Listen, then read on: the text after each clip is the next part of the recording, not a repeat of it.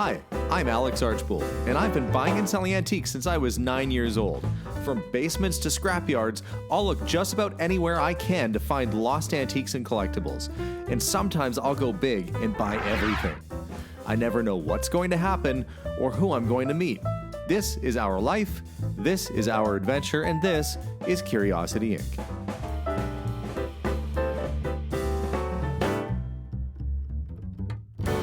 Hi everyone, and welcome to today's episode.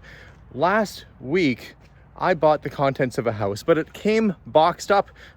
No idea what was inside. We started to go through. The reason I bought all the stuff is because I was told that they had been antique dealers at one point, so I was hoping there'd be some old stuff, and there was. Now, we'd emptied out the trailer, which is here. My kids have been drawing weird-looking people all over the back of it. But we got the trailer, it's completely packed full, and now we got to go through it and see what we came back with. So let's do another exploration. Let's go through some boxes from this estate, and hopefully we'll find some more treasures. Let's go.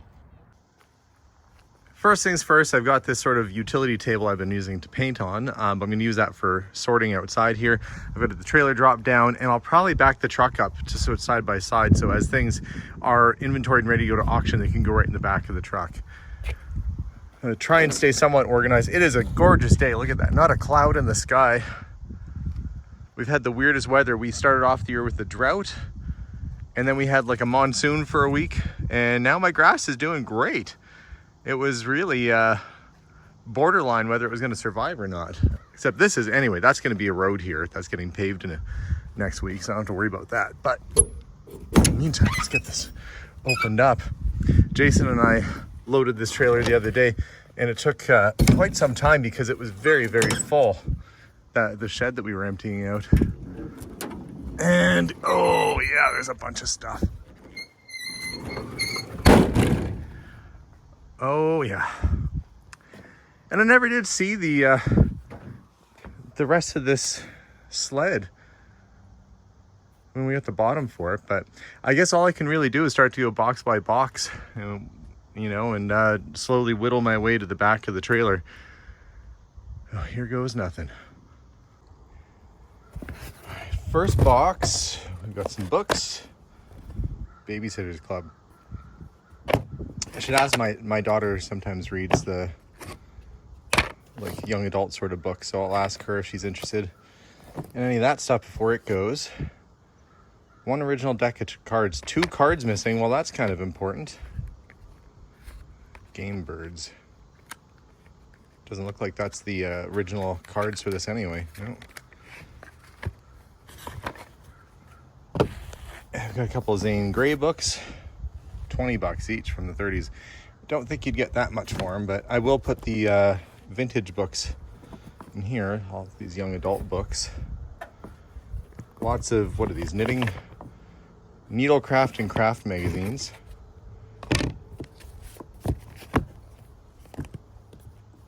And what's at the very bottom? You never know when something good is hiding at the bottom of a box. Old store bags. Oh, butter papers. It says right on it.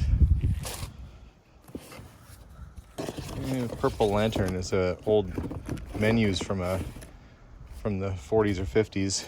See, what was the going rate for Chinese food back when this restaurant was around? House specialty candied garlic ribs, $2. Yeah, they've added, look at this. Hot chocolate, a cup of hot chocolate, 25 cents. A pot of tea, 15 cents. Banana split sundae, 60 cents.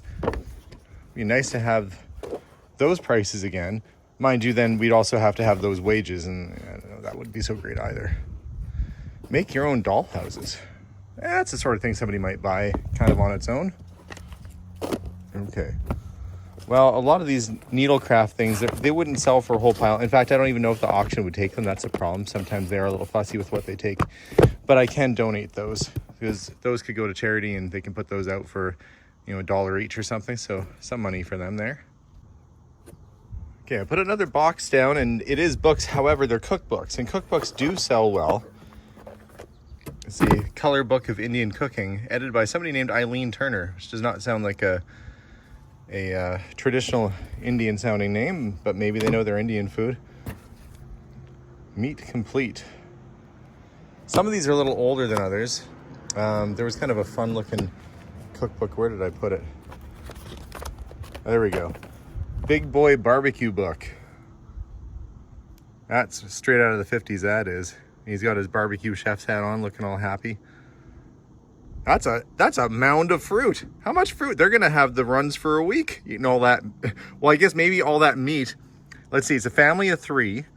It's a guy, his petite wife, and his little daughter, and they are cooking up some of the biggest, fattest looking steaks. They've got 1, 2, 3, 4, 5 giant steaks. It reminds me of The Great Outdoors with John Candy when he had to eat that giant steak on a plate. But this guy is making up 5 of the biggest steaks I've ever seen. And his wife has been, oh, I'll make some fruit for the side. And she has a mountain. And yet they're thin. What is going on with this picture? Anyway, those people are eating well tonight. As I was getting the stuff on the trailer, there was this one antique picture, which is matted. And it says, over there from Pastel by C. Ward Traver. And it's signed. So it might be a lithograph or a print, but still kind of cool. I mean, look how dusty this is. Definitely needs a good cleaning. So I'll leave that there so I can give the glass a cleaning, but that can be sold on its own. Oh, jackpot. We got old Pyrex. I think that's Pyrex. Or is it Fire King? No, that's Pyrex. Primary color Pyrex. Nice glass art vase. Kind of interesting looking. More of a statue than anything. I don't think you can put much in it. What we have here. Oh, the old lady who lived in a shoe, her little house. The little flower pot or vase. And another little funky looking gnome playing a lute or something, a ukulele. Not a lute. Yeah, so they got a little mushroom house. It's like the Keebler Elves, but it's not. Well, some vintage Pyrex is always a good seller. Oh, and there's the lid for the little lady who lived in a shoe, her house. Everything in this box is good sellable merchandise, so score right there. Old Pyrex is one of the easiest things to sell right now. It's super hot. People use it. It looks great in the kitchen. Very colorful, very bright. My wife has a Amish butter print set that she uses quite often, and she loves it. This box is full of antique quart seal jars, mason jars. When you find them and the glass is actually blue, they're a little bit more collectible. But those are still good. They're Crown and Ball and Mason brand. So I'll probably put that up as a whole box, a little collection of them there. You wouldn't even know it, but I've taken a ton of boxes out already. Just hardly looks like a dent. But luckily for me, most of these are boxes of things that can be sold by the box full, like this box of vintage Hallmark Christmas ornaments. And there's been a ton of these as we go. They have the original boxes. Christmas ornaments generally sell well. I don't know about this time of year. I mean, it's obviously summer outside and I'm going to be trying to sell Christmas ornaments, but somebody will want them. Somebody will think they're cool. And there's lots of Hallmark collectors out there. So finding a few of these things.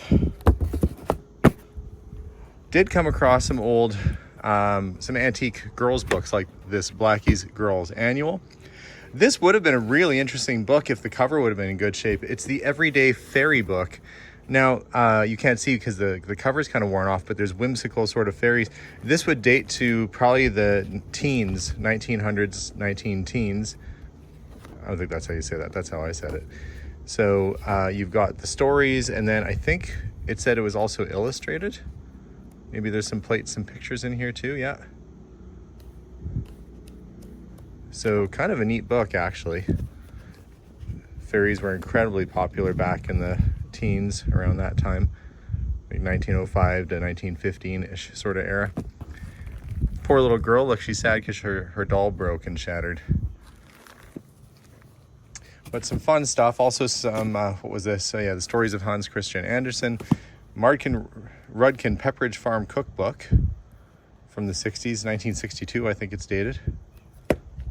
So lots of fun, nice books and collectibles coming out. Although there's not tremendous value in most popular mechanics and popular science going back to the 50s and 60s, you do have to admire some of the articles. Skid-proof cars coming soon. And you've got tiger sharks of the Vietnam swamp, so it's obviously, you know, during the Vietnam War. But what I love about these old popular mechanics books is that they would teach you how to actually build stuff, like build your own bulldozer or learn to fly. You know, it feels like people were just a little bit more industrious back in these days, where you weren't afraid to go out and buy a bunch of parts from your local store and, you know, build your own one-man hydrofoil. With instructions for 35 cents, you could have the instructions that might catapult you off of the crest of a wave to your doom. And great ads in there. Harley Davidson, I think that's when they went to AMF, when they were bought by, I think it was a Japanese company, picked them up for a little while. That actually might have been more in the 70s, but that was certainly Harley's attempt at, where'd that ad go? Anyway, that was Harley Davidson's attempt at competing with Honda. Just really interesting, these old magazines. So a little piece of history, some interesting artwork on the covers, you know, when you would actually pay an artist to do the cover versus just taking a picture or something. So I think they're really cool. I've always liked them. A box like this we'll just throw up for auction, and might go as low as 10 bucks, might go for like 30, 40 bucks, but it's anybody's guess at an auction sale. That's a great thing about it. Actually, so far, nearly every single box I've taken out of the trailer has been something that is sellable. You know, maybe not the Ark of the Covenant. Maybe you shouldn't sell that if you found it. But anyway, antique milk bottles, a whole case of those, and they have their tops. There's been bins of antique collector tins, which do sell for about $10 to $20 each, but I'm going to put them up by the whole box full. And I just pulled out this little cardboard box here, which is a old, well, somewhat old, let's see, newborn baby doll certificate of birth from the Baby Bell Bureau of Records. Say that 10 times real fast, for 1988. So it's a little older, but it's got its original packaging, original box, which is nice. Oh, look, we've got a nice vintage plastic, or it's not bakelite, but plastic rotary dial telephone, 1940s era. Let's see. This is bakelite. This little Schick injection razor with this nice sort of not celluloid, is it? Oh gosh, or bakelite. It's that swirl, opaque sort of plastic handle. Celluloid. Fairly sure. Anyway, somebody will correct me watching at home. If you know, you can put it in the comments. I'm having one of those moments where my brain is blanking. Those moments seem to be coming more often lately. Clippers. It's another little razor set. Yeah, antique razor. Auto strop safety razor. Then we have here Sharpen 'em All rotary stropper. Cool. It's neat. So some of that stuff I could probably make like a assortment of just shaving stuff. Oh, here we've got some, looks like Wind in the Willows kind of themed children's biscuit tins. That's cool. Yeah, there's all kinds of razors and stuff in here. A little lock box, little strong box. Nothing in it. That's kind of cool. Yeah, lots of shaving accessories. Canadian National Railways. Staples. It's got staples inside, but it's made for the railway. It's kind of cool. A nice there's a Mountie on his horse here, very typical Canadian sort of scene. That sky is almost about right. They look like you could be right at home in my yard there. Well, some cool stuff in this box. It's especially all the old razors. Oh, look, that's the handle for this. That's obviously come out. It's come loose a little bit. So it looks to me like I'm going to have to put together a lot of shaving stuff. That's an auto strop safety razor as well. Early. You can tell it's got this little pop button on it that takes this latch off, and there it is. You roll it back and forth and it sharpens your razor blade. Good box full of stuff. Oh, look, there's old shaving soap even, and we got a brush, clippers. Yeah, this will just be a box of assorted. There's a nice old Gillette razor in the box. Some of these can be sold separately because they do have good value to a collector on its own. Others we'll put together in a box. Antiseptic sticks. Well, I guess we'll put together a box of assorted shaving stuff. This box seems to have a lot of what we call smalls in it. So little toys, Cracker Jack prizes. Old shoe horns, Rosetown, Saskatchewan. Antique tin, 8mm movie reels, coins. These are all from our fair, which we call Klondike days, or did anyway. So those are all Klondike dollars. Still kind of collectible and neat. Little Bakelite, looks like a watch case. Oh no. Shave Master, okay, so it would have had a little razor in it at one point, but it's cool. Pinch to open. So I wonder if you would put your spent razor blades in it somewhere. Well, let's see. Oh, there's the cable for it. So that would be for a razor, which I don't have, but I have the case for. Oh, this is kind of neat. This is actually trench art. Somebody made a scoop out of this, but it's actually two shells, one much larger cal, and then this guy, which is, I can't quite make it out on the end there, but bullet casing and a big shell casing, likely made by somebody in the trenches, like World War I, World War II, something like that. That is kind of a cool piece, actually. Set that aside. Flex bracelet. I'm just trying right now to put together boxes that I can sell by the box load. Oh, look at all these bottle openers. Uptown Cafe. If there are some from service stations, they're worth about $15 to $20 each. These other, see there, that's Calgary Ginger Ale. So that's a little bit more obscure brand of soda. Soda stuff and tobacco, and oil and gas sell a little bit better than if it's from a hotel or something. So I'm just gonna, like Alberta Breweries, that's going back a few years. Esso, not as old. So anything that kind of has that automobilia sort of theme to it. What's this from? Westland Motor Tool Supply. Oh. I think I can pretty much put the whole rest of this box out.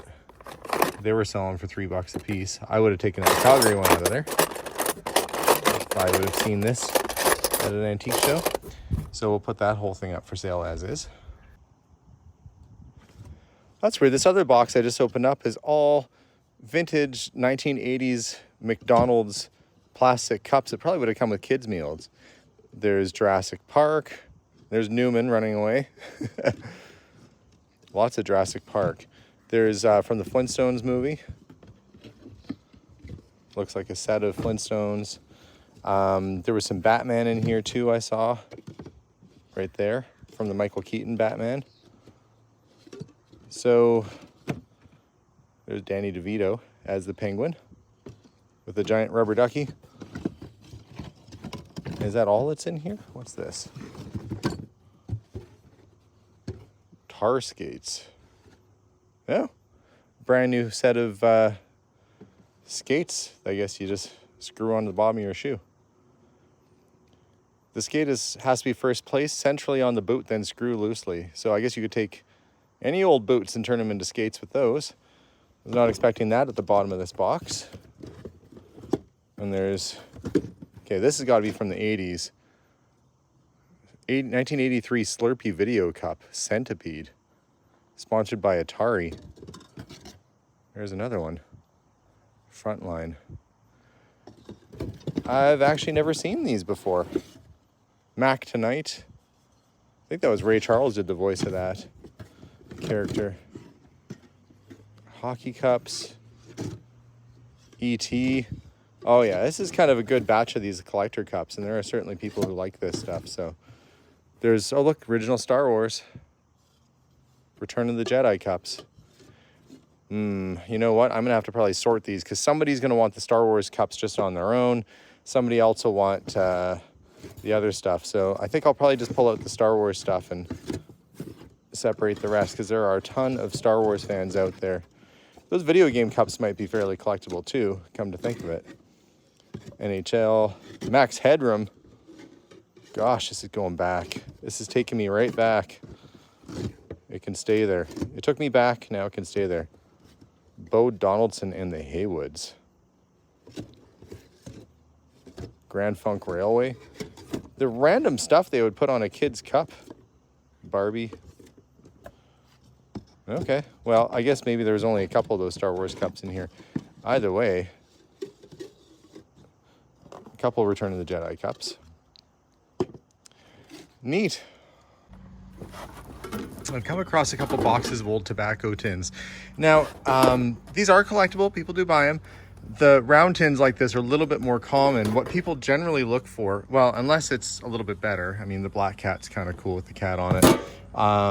Sportsman is not bad. It's got the little fishing guy on there. But it's the pocket tins that people really look for. And certain pocket tins, and these are probably only worth maybe like $15, $20 each. Not bad though, $15, $20 each. In fact, let's see. They had a price $15. It was about bang on. Where those might be 5 or 10, a little bit less. But if you find certain brands like Force and Stream or Taxi, those could be $1,000 a tin. For one of these, a piece of metal wrapped around like that could be $1,000 in your hand. So it's important to go through these boxes because you don't want to accidentally put in a box of assorted stuff, $1,000 tin. It should be sold separately and at a specialty sale. But somebody will still get a nice little collection. We've got a couple boxes here that are gonna be ready to go to the sale. Okay guys, that's probably enough for today. I have to get this video uploaded. I've got to get to the auction. I've got lots of stuff to do, but stay tuned as we dig through that, I don't want to say shed, but the contents of the shed, the trailer full of stuff. And we're going to come back and we're going to go through more and see what else is in those boxes. It's a surprise every day. Stay tuned for the next episode. And if you haven't subscribed, make sure to do that. There's a button up here somewhere. You should hit that. Subscribe and like the channel. Guys, thank you very much for watching. We'll see you all soon. And as always, bye for now.